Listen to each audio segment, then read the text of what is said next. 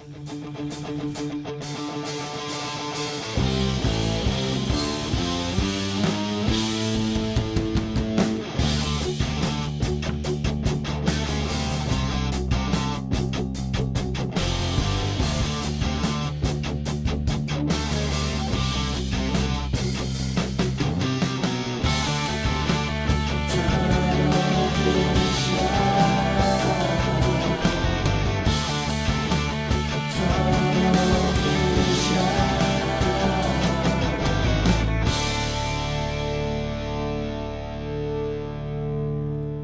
everybody, welcome back to a part 2 of Lunch with the Trojan. We got the old P, Petros Papadakis. So I don't know what happened last time. We got cut off yesterday. I know what happened. What happened, Petros? I started getting too close to the fire, too close to the truth, and we got jammed. Then he crushes me on his radio show with Petros and Buddy earlier today. If you might know Petros, if you don't know Petros, I got a comment from Hot Rod here on YouTube. Captain of the worst USC football team in school history. They're making a run at me, though. He's very That's a very good point. He's very proud of that fact. But we do appreciate you coming on, man. So Petros, he's been doing this a long time. He's really good at his job. He's also really smart. And so one of the things he dropped yesterday, and I didn't even catch it, but Dan Weber, our beat writer, caught it. He mentioned the movie Bray Gardens. It's like from 1975. I actually freaking went out and rented that last night, Petros, just so I could see what the heck it was. Did it seem like who was Lynn Swan to you? That was such a weird, but I get your reference now. But yeah, like there's two old ladies that were like living on, in New York, it was nuts, but living in the past. Yeah, they were definitely living in the past, but like $4 on Amazon. I don't know, I'll ever get that back, but it was fine. I've kept waiting for something like different to happen, but it just sort of was like, kind of like I was watching Hoarders now on A&E or something like that. Like it was a little weird, Well, I'm a little weird, Ryan. I could recommend movies all night for people if they want to. I just watched Night Moves with Gene Hackman. Okay. And young James Woods, and it is unbelievable. He plays an ex-pro football player, ex-NFL player. The movie starts in the Coliseum at a Rams game. Okay. And ends up in Florida. That's a great detective movie, Night Moves. I recently watched Party Girl with Sid Charisse from the 50s. Pretty good. I like old movies. Or if you want to watch somebody die at the end of the movie, like a huge, prolonged, like hilarious, but not supposed to be hilarious death, watch John Travolta die at the end of the Punisher movie. Okay. Yeah, the one with the I forget the name of the actor. Thomas Jane, that actor. That one, that's a great cheesy death scene. And you can just look it up on YouTube. You don't even have to watch the whole movie. And it's like 5 minutes of Travolta death. It's pretty awesome. Nice. Like I like to say, take that, Travolta, you furry dinosaur. Okay. Well, Petros knows you entered the conversation. I did. This is my fault. But you had dropped that reference. I didn't even know what it was. Dan Weber pointed it out, so then I had to go watch the movie. But when I guess LA Times bots got onto our feed and stopped you from going off. So not the Times. Who do you think? You think it was USC? Bonerino. The Bone. Yeah. Okay. Why do you call him Bonerino? It's like. Why do I call him Bonerino? It's something first of all, his name is Mike Bone, and it's better than Fred Rogan's Mike Bad to the Bone, which is weak. I call him the Bonerino because my father, I'm disclosing too much, but my father has long mocked my mother for gnawing on bones of like steaks and stuff that are left by the family at the table. She will gnaw the bone clean, or as my father says, the old Bonerino. Gotcha. And what he'll do is he'll find the bone, which looks, pristine when she's done with it, and he'll take a picture of it and send it clandestinely to my brothers and me and my sister and some of the in-laws. And he'll say, my life's at stake. Don't share this. But your mother got after the old Bonerino. So, when and that's, been decades in my family. So when USC hired Mike Bone, for God's sakes, it was too easy. All right. It's not meant as an insult towards Mike Bowen or anything. The old Bonarino? No. An insult? What are you talking about? Okay. Well, just, I mean, I call myself the burrito from San Pedro. I mean, come on. It can't be worse than that. Yeah. So anyway, I had asked you about like, hey, there was, Mike Bowen and the department had hit a bunch of singles, seemed things were going in the right direction. You kind of, you went on, I mean, you're pretty long-winded a little bit, but you started to get into some of the local media coverage. So I don't know if you want to pick up with that. Well, I think if you're a USC fan and you're rooting for the success of USC, it's a step in the right direction. And I think this is what we started to talk about when we got cut off yesterday. And it's important, and it's about the university's health top to bottom. USC got harpooned, burned down, reputation soiled by the LA Times. And it wasn't really about the athletic department.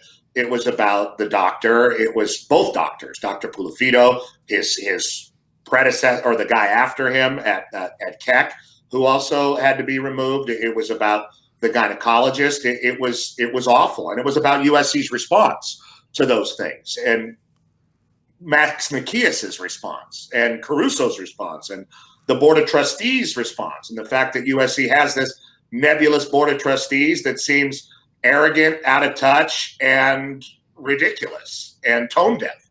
All of those stories came out of the LA Times, and they won Pulitzers for it. Matt Hamilton and people like that did. Nathan Fenno. I mean, they were all over this reporting. So what needed to be done for USC, and it was very hard. Max Nikias couldn't do it because he's too prideful. Lynn Swann couldn't do it. He was too prideful. Pat Hayden had an ally in Bill Dwyer, but he was too prideful to swallow it, really. And they needed to build a bridge back to USC. USC needed to build a bridge back to the Times, at least through the athletic department and football. And they've done that. Mike Bowen has done a good job of that. It's just a little obvious to me. The new beat writer, Ryan Karchi, writes like he writes for you, which is a pay site, a fan site, which has a different angle than, at least in my view, should be a different angle than what the LA Times has. So that's been my angle, but I think that is one of the better things that Mike Bowen has done. I mean, I don't buy it. I mean, it's not going to sell me. I think they missed a great opportunity to move on from this ridiculous era of the last decade of USC football.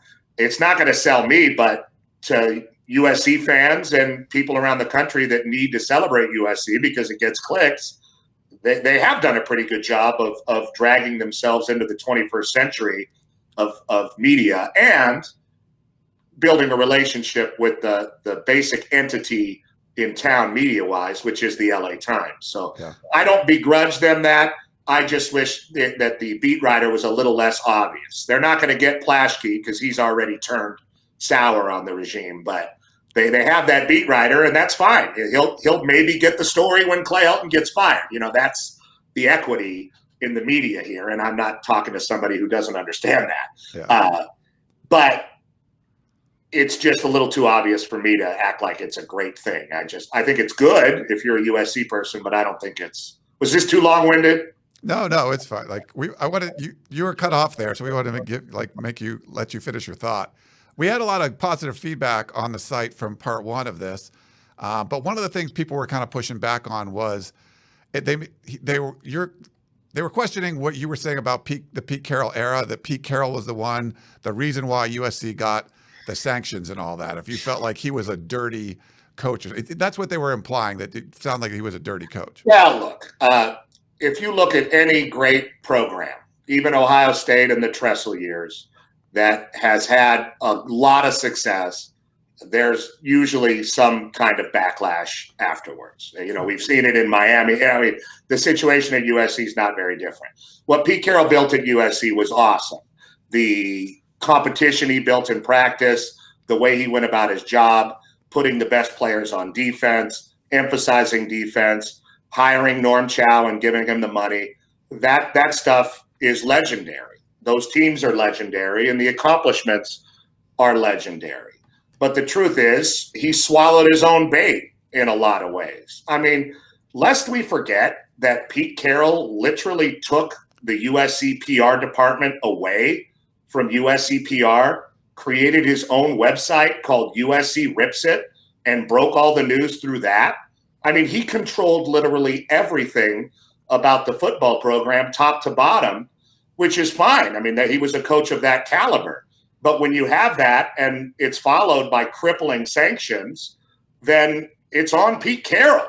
And whatever people want to think about or remember positively, I do too. I mean, it was a great era, and it certainly helped me and all of us that covered USC football in that time. But it wasn't perfect, and it led to what we have now. And it ruined a generation, at least, of USC football players. So I think it has to be taken with a grain of salt. Another point I always make that people are very uncomfortable with is that Pete Carroll was going to get fired if he didn't leave for the Seahawks. You know, those are the worst sanctions since SMU. The first Heisman winner in Los Angeles, Mike Garrett, did not survive those sanctions. Yeah.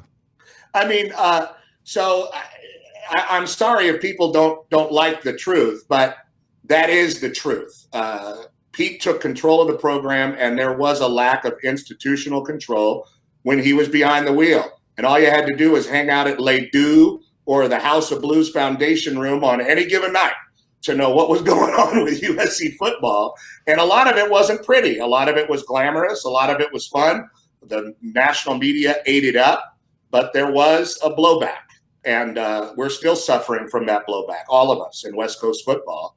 And sure, I blame Mike Garrett, too, for being too weak of a leader to take control of Pete Carroll at a certain point. All those things, you know, and I'm not revising history. You know, the revisionist history is just the glory years and the celebration. And you could criticize the NCAA as much as you want. I think they did a terrible job as far as USC is concerned, too. Certainly. But USC is complicit and very much part of their own demise. And Pete Carroll's a big part of that, too. What do you think about the Reggie Bush situation? This is the 10-year, I guess it's 10-year anniversary or whatever, that 10 years of. Yeah, I don't begrudge anybody for taking anything as a football player. You know, it's against the rules. And I mean, I came from different circumstances. There were times, a lot of the time, when I was broke, when I was playing college football and hungry, just like everybody else. But that was just more out of irresponsibility. But I mean, I've seen all those situations from when my brother played to when the team used to come around the restaurant and I was a kid till my own years as a player and then afterwards. And I saw Reggie Bush's stuff up close. And he was grossly irresponsible and unapologetic about it. And it's really how it was handled in the aftermath by everybody that created the problem. It was not the problem itself. Like so many things that happen that are controversial, the cover-up and the response to whoever the governing body is was much worse than the crime. And, I mean, Reggie really still hasn't addressed it, honestly, which is very interesting since he works in college football in the media. And no one asks him a question. And if they do, they skirt around it or they talk about it before the interview and they set guidelines. So, you know, to me, it's really a lot of water under the bridge. There's a lot of people that love Reggie and what he brought to USC. I think he's one of the most electric football players I've ever had the pleasure of covering. But I think a lot of that situation is on him and his family. And most of it, to me, that I really condemn is the way it was handled in the aftermath.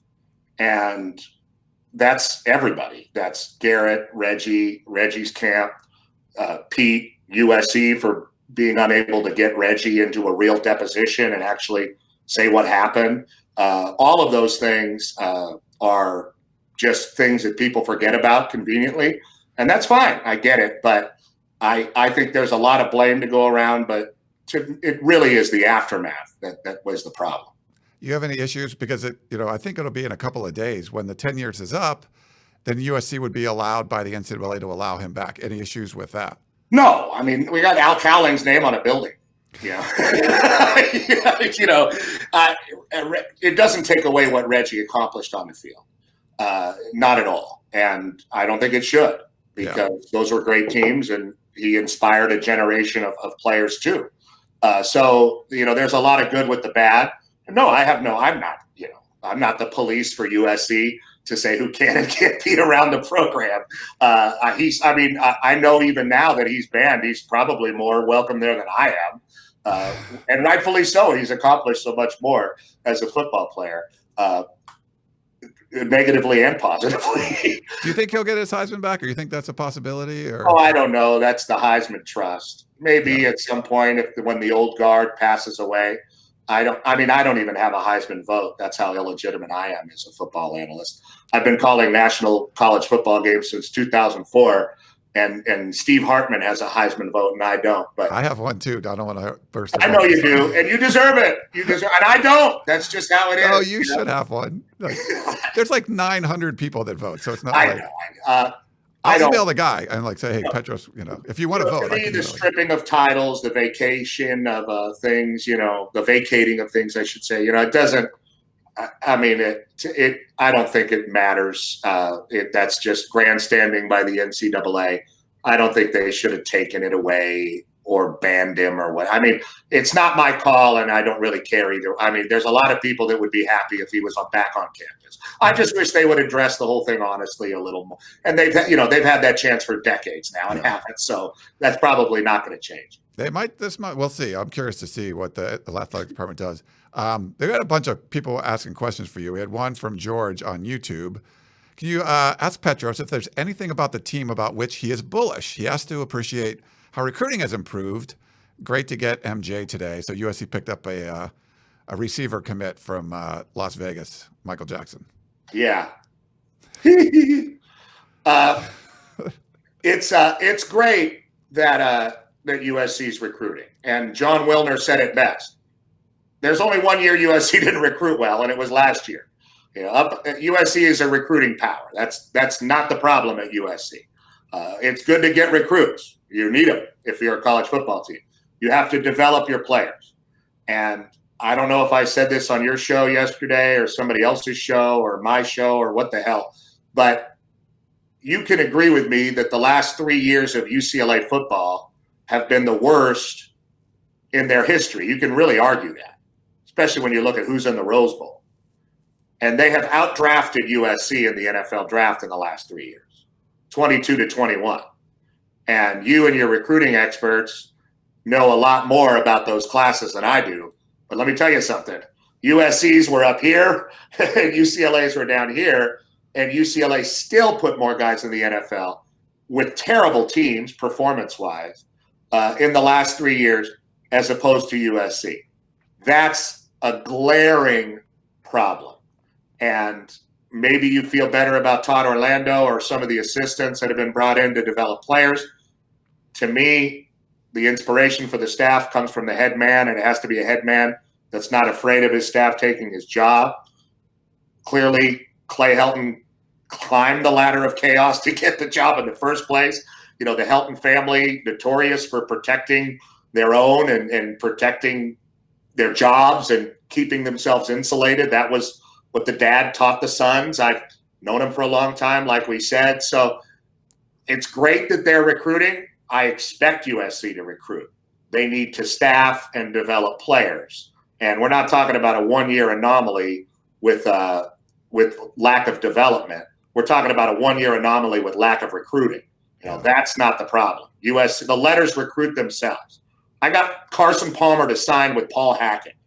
And guess what? It had nothing to do with me. He was coming. There's going to be wildly, Adoree, Robert Woods, those guys were going to come.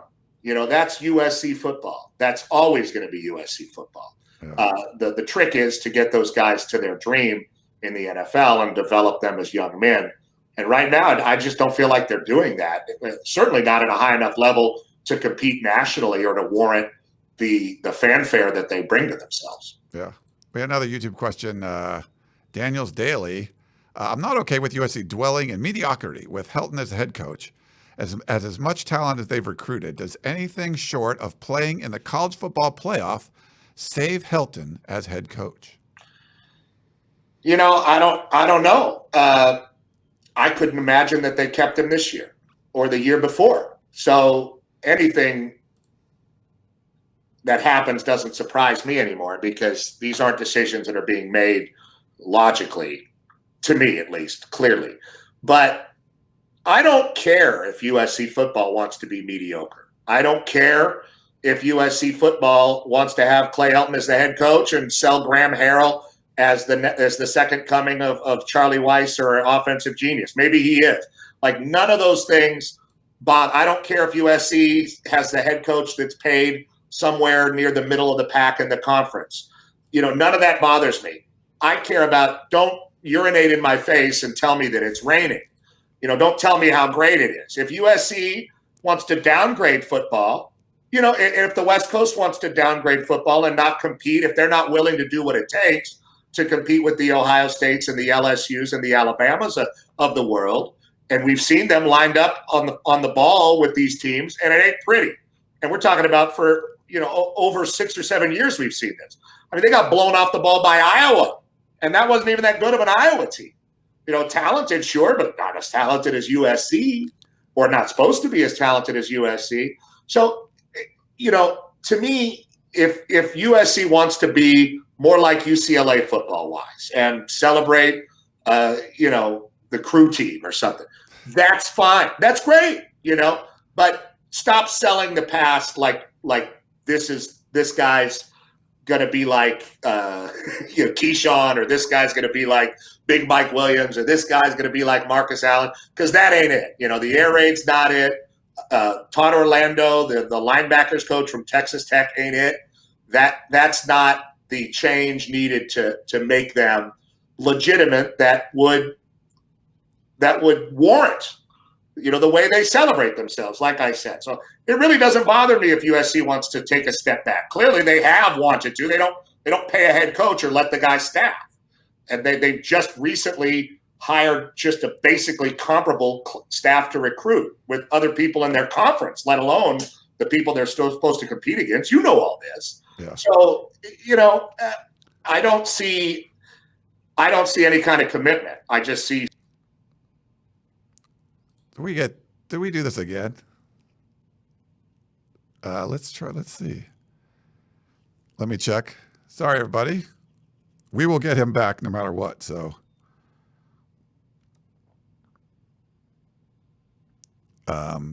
Petros going off again. Hope you guys are enjoying that so far. Let me,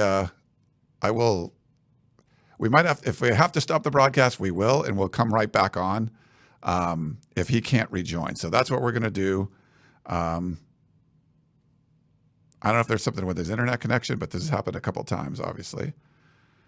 But we will get him back on. Don't worry about that. If you're on, I think Periscope is going too.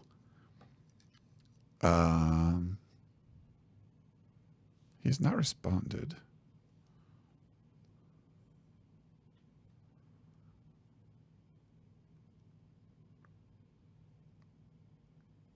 Yeah. But we've been able to put up some of your questions from our YouTube page, so we'll continue to do that. There was also some questions from the Peristyle. I'm waiting to hear back from Petros right now. We've had people drop out and come back in. If that's not going to work, then I will have to probably restart it again. But if we do that, we'll the broadcast will stop for a second. I just need to reset it, and then we'll have him join back in, and then we'll restart the broadcast. If that's the case. Okay. Okay, he says trying to rejoin. I'm going to have to stop the broadcast. We'll get him back on. What happened? I don't know. Mine just froze. Oh, it just froze? Okay. I think we're coming back. You know how PV is. PV, yeah. Next time I'll come in. Yeah, we'll do that. Okay. Looks like we're back on. Perfect. Sorry, everybody, for that. We got him back, though, this time. So I wasn't going to let it happen. People are like Keeley. This is what happens when Keeley's not there.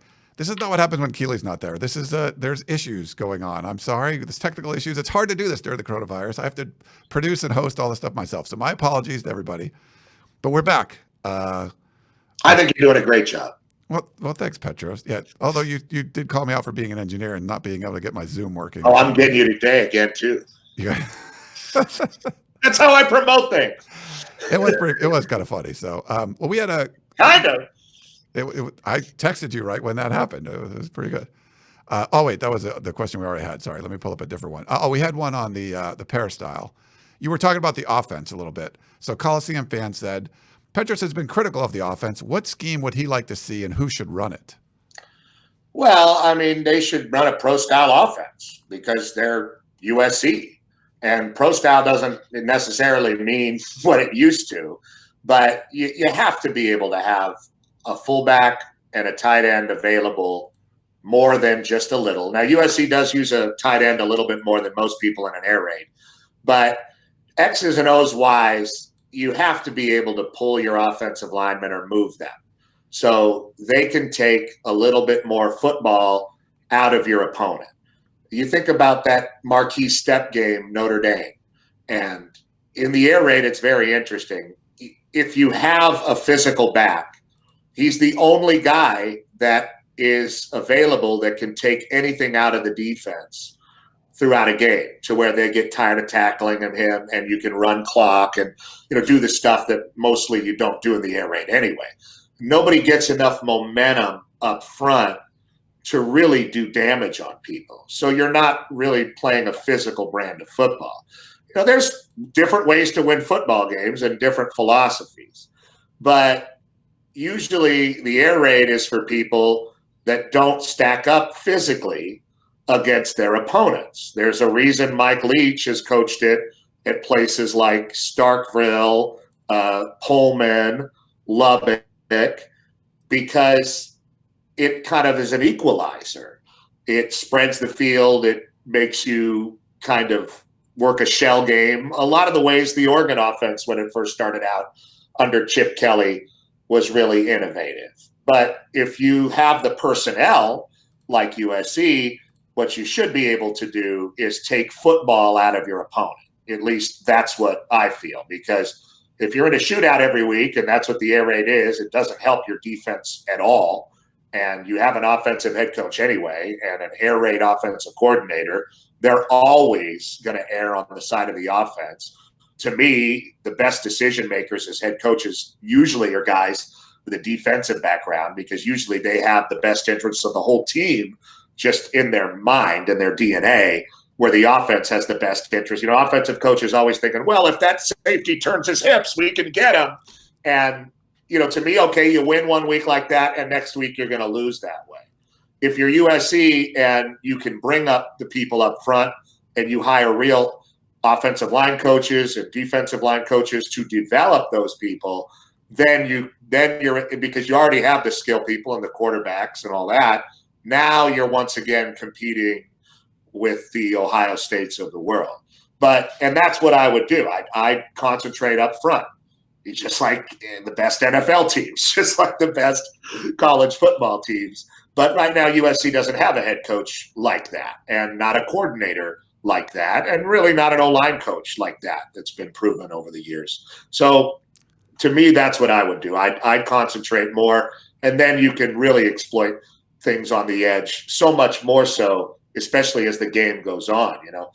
Don't ever forget, Lane Kiffin never called plays for a national championship team at USC. Norm Chow did. Lane Kiffin called plays like a kid driving a Ferrari.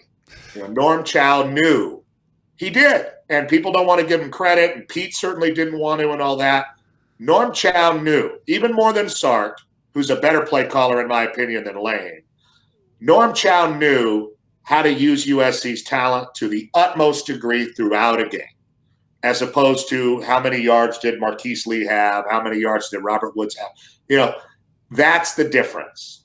And I think that's really been the difference in USC football's offense since he left. They had many years of success after Norm, but never to the level that they got. They need to get back to that. A coordinator that understands the game top to bottom, and a head coach that's going to help the defense a little bit more.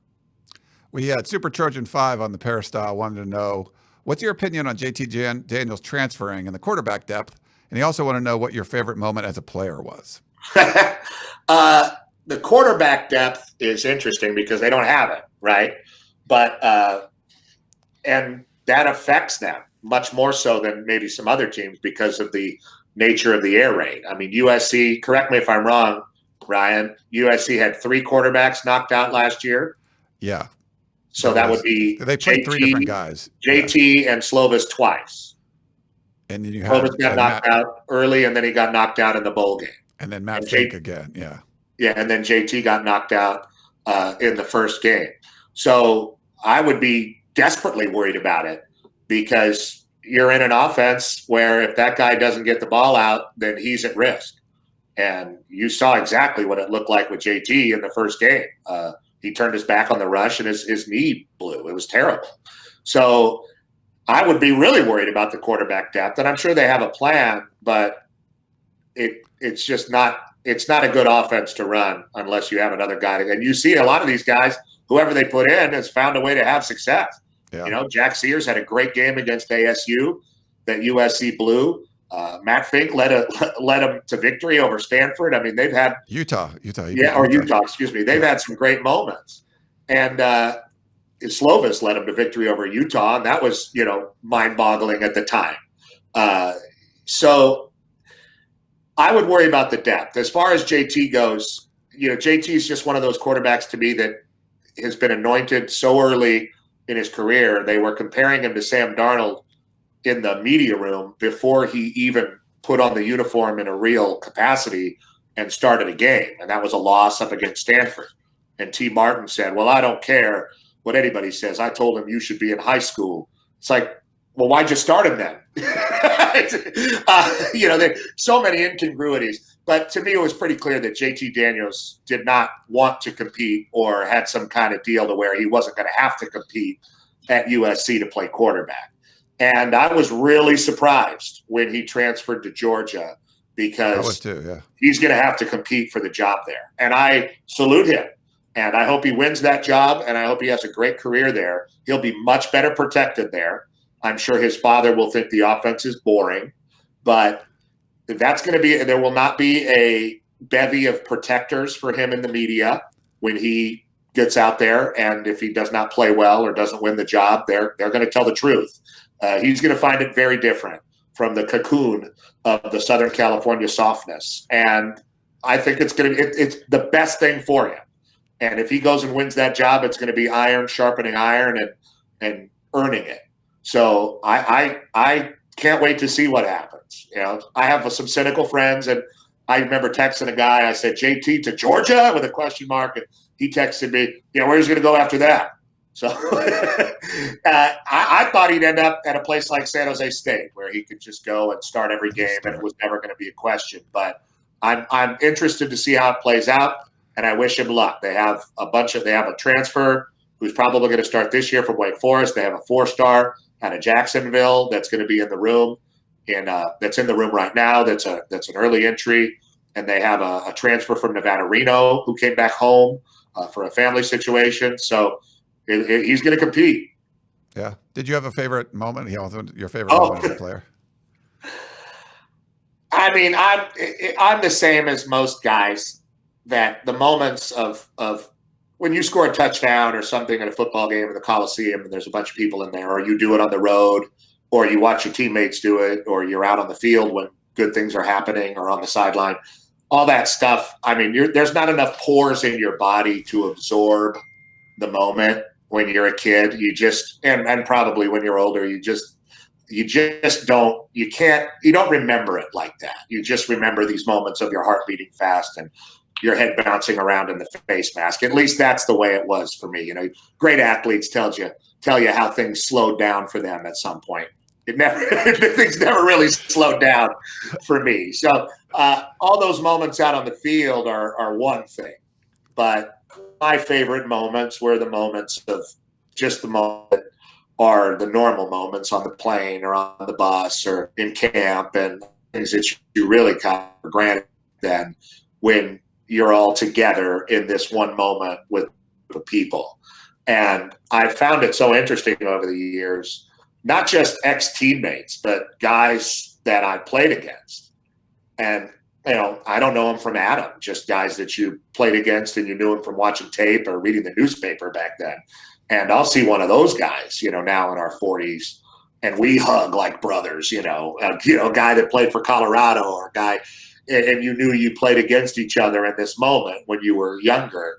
And that's the stuff that impacts me to this day. You hear about a teammate who's having health struggles, or, somebody's been in an accident. We've had guys pass away. That's the stuff that really jumps out to me. As far as favorite moment out on the field, we weren't great teams, but man, you just can't imagine what it's like to take the ball in the Coliseum, in that uniform, and the hole opens up and the people in the crowd see the hole. Like, we talk about how sports are not going to have crowds, and we're going to probably get used to it for a little while. Hopefully not football, but we'll see. But, that crowd sees it when you see it. And, you're holding, and you just get this jolt, and it's not like a scrimmage, it's not like, and that stuff's tough too. But those moments where it's like there's lightning in your body because there's 80,000 people and that great band and, the tunnel you walk down, all that stuff. It's just, you can't describe it for people without sounding sappy. But the great moments are, for me, we're on the bus in the locker room laughing and joking and, being a teammate. Yeah, cool stuff. I forgot to mention at the top, there's a little bit of breaking news came out yesterday. So the USC president, Carroll, said that, they were going to have in-person you wanted classes. to talk about Bray Gardens. Yeah, I know. I talked about Bray Gardens because you brought that up. But any thoughts on that? Yeah, I saw when John Wilner tweeted something about it. And, to me, the best journalists that cover West Coast football, other than you, obviously, are, I love Scott Wolf, who I think does a great job with USC, although he's very mean.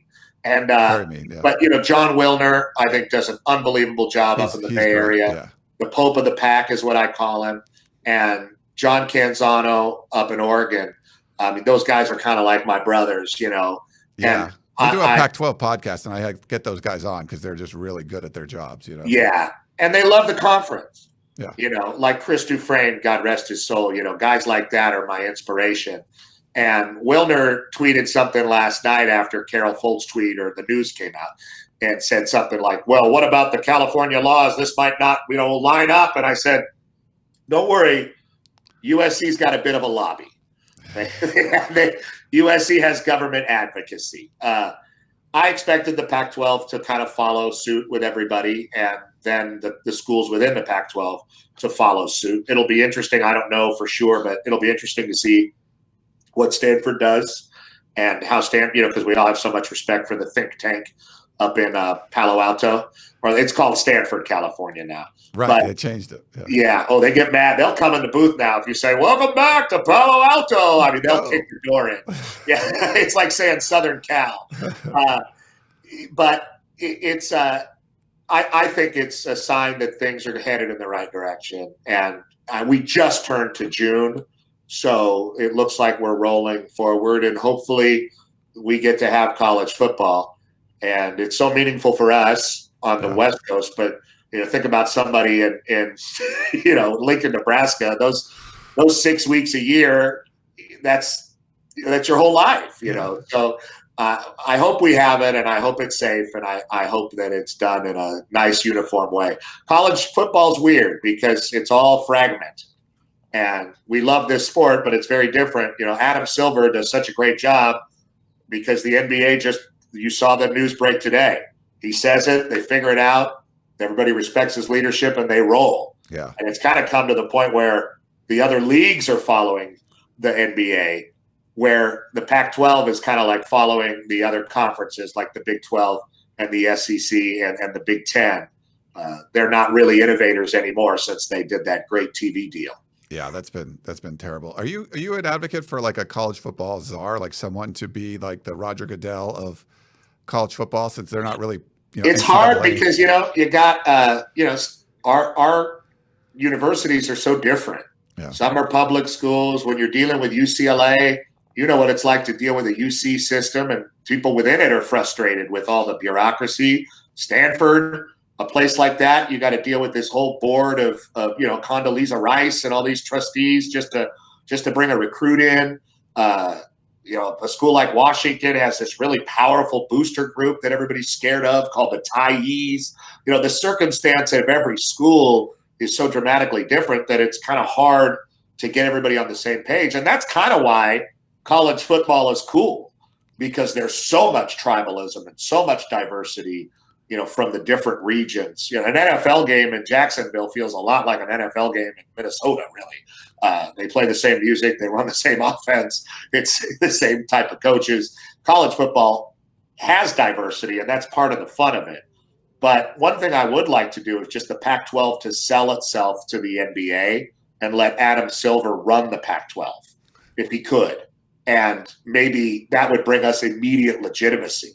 Hire a new – that would be a great way for Larry Scott just to bow out, say, hey, we're going to let the NBA run it. They seem to have it all figured out. Yeah. But it's really hard to get everybody on the same page. Obviously, that's why it's never happened. Yeah. We had a question on the peristyle from Sark Boy. On Colin's podcast, Petros mentioned control over the program being the big obstacle to hiring a big-time head coach at USC.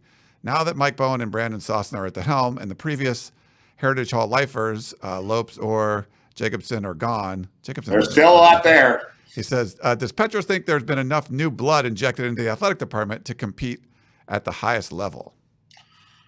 Well, look, in order to have the highest level of success, you look at the situation at Clemson. You have a president that supports the AD, that supports the head coach. You look at the situation at Oklahoma for years with Bob Stoops. He had great support from the AD, great support from the president. Everybody was on the same page moving forward. Ohio State's obviously had a lot of issues, but they were able to successfully move on from Urban Meyer. And at least last year was an indicator of that. So it's not just, hey, we got some new blood. We hired a film guy. We hired a new president. The new president got hired and then kept Clay Helton. The new president got hired an athletic director to fire the head coach and kept the head coach. It just seems backwards and crazy. And new blood is great, yes, but it has to be the right new blood, and they all have to be on the same page. And it seems like, and again, if USC wants to be a team that pays the head coach in the middle of the pack and ends up in the middle of the pack every year and loses in the Holiday Bowl, that's cool. If that's what it's going to be, that's fine. It's going to kill West Coast football, but say that's what it is. But if you really want to compete like the fans on here think they should, and like the rest of the conference needs them to, you got to have a president, an AD, and a head coach who has power and clout, who you let hire assistants and pay them, all on the same page. And if that doesn't happen, then it's going to be the same, I think, kind of roller coaster ride, mostly downs and mediocrity that it's been for the last decade. We got one question.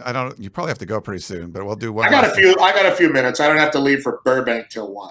Okay. Matt, 82562. Question for Petros. What do you think the big picture future of West Coast football is? Will the Pac-12 ever be relevant nationally again? Coward and others seem convinced that big talented linemen are just too rare on the West Coast to compete. Does this ring true to you, or are things just as cyclical as they've always been? Also, when's the last time you ran out of gas flying solo in the carpool on the 110? Thanks, Ryan, for having the old P on the show. I'm a little more responsible now that I'm a father, but I still make social errors every day. But what was the question? Oh, so about like the West Coast. Yeah. Well, obviously the Pac-12 made a terrible, terrible mistake with their network. They had the opportunity to partner with actual TV networks like everybody else did that made money hand over fist when you had the big conference realignment and all that. So the SEC did a deal with ESPN. The Big 12 didn't do the best deal, but they still did a better deal than the Pac-12. And the Big 10 did their network with Fox, and all that stuff started to roll out. And the Pac-12 decided to take on this unbelievable task of becoming a media company and making all the very well-documented mistakes that they made under Larry Scott. And if you know the history of the Pac-10, when I was younger, Tom Hansen was the commissioner. And when I was calling the game of the week, he was like a chemistry teacher or something. I mean, he was a really nice old man. I mean, he was like a grandfather. And he was a dinosaur.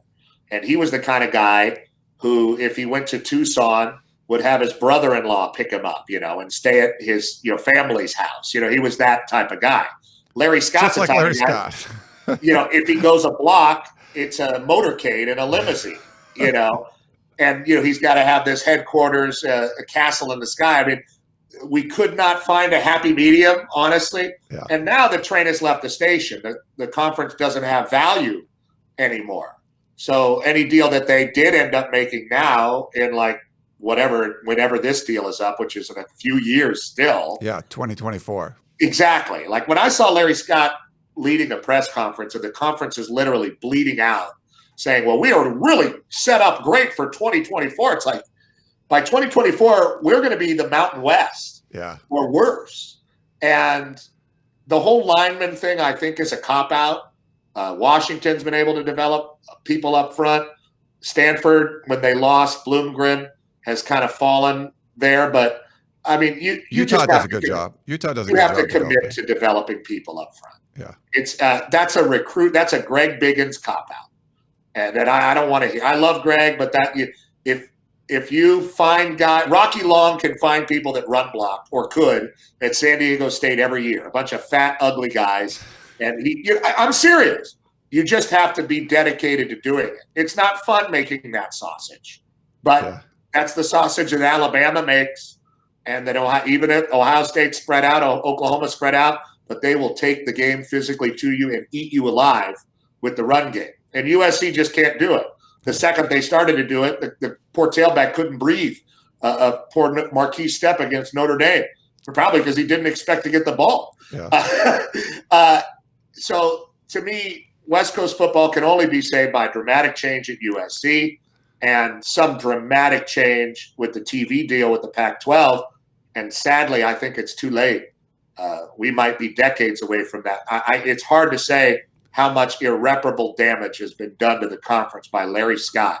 The only real quick fix is USC starting to attract the attention of the country like they did back in the Pete Carroll days. Yeah, I think USC needs now we just attract controversy. Right. USC needs to be the Clemson, and that would help the Pac-12. Correct. And that's what they were in Pete Carroll's days. Yeah.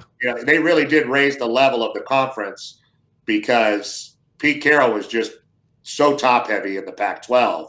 And that's Clemson. But guess what? Clemson versus North Carolina State is a huge game because Clemson's playing in it. And that's why the conference needs SC. You go into Tucson at night on a Thursday, what's going to happen? Everybody will watch. That's the problem. Rick, do you feel, he says, money drives all. I see a super alignment soon. So do you think there could be some kind of major changes as far as? Sure. Once this karmic wave hit us of conference realignment, it really was like rivalries, geography, tradition, be damned. A lot of that went out the window.